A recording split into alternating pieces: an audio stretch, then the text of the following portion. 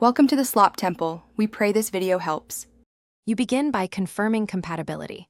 Locate the 15-pin VGA jack on the TV and the matching port on your computer. Once done, power both devices off and unplug them to avoid shorts. You'll need a VGA cable, and if you want sound, a 3.5 audio cable. Make sure they are intact with no bent pins. This step prevents damage and saves time later, so double-check the port shape and label before moving forward. Now, connect the VGA cable. Align the trapezoid connector with the 15-pin layout and insert straight. Do not force. Once seated, hand-tighten the thumb screws on both the PC and TV to ensure a stable contact and avoid signal dropouts.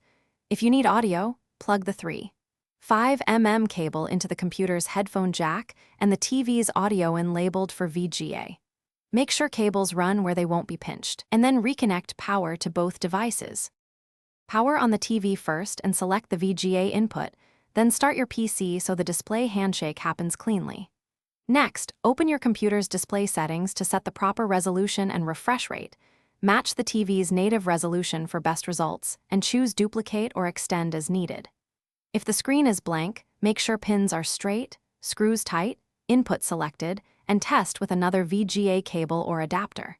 If audio is missing, verify the 3.5 Thanks for watching. Consider subscribing if we helped you.